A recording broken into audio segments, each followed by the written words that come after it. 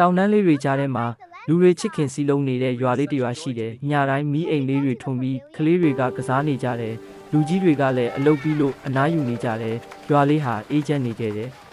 ။တညမှာတော့မိုးကြီးမိုးလေပြင်းတိုက်ခတ်လာတယ်။မြေကြီးလည်းတုန်ခါသွားတယ်။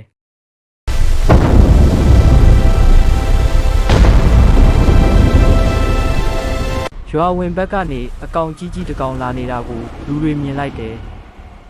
မျက်လုံးကအနီရောင်တောက်နေတယ်။အတန်ကမိုးကဲ့သို့ကြောက်မက်ဖွယ်ကောင်းတယ်။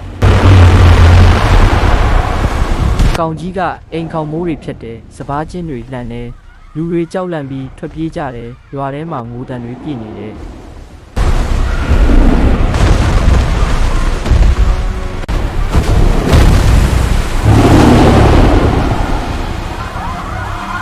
ရွာထဲကလူငယ်တယောက်မင်းပါလို့ဒီလိုလုပ်နေတာလေ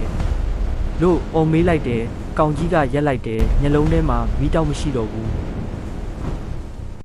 အကောင်ကြီးကပြောတယ်ငါတောင်ပေါ်အိမ်ကိုလူတွေဖျက်ခဲ့တယ်ငါမိသားစုပျက်စီးသွားတယ်ဒါကြောင့်ငါဒေါသထွက်ခဲ့တယ်ရွာသားတွေတိတ်ဆိတ်သွားတယ်သူတို့အရင်ကတစ်တော်ကိုဖျက်ခဲ့တာတတိယလာတယ်လူငယ်ကပြောတယ်ဒေါသနဲ့ဖြက်စီးမယ်ဆိုရင်နာကျင်မှုကပိုကြီးသွားမယ်ကျွန်တော်တို့မားခဲ့ရင်ပြင်းမယ်တစ်တော်ကိုပြန်ဆိုင်မယ်အကောင်ကြီးမျက်ရည်ကျသွားတယ်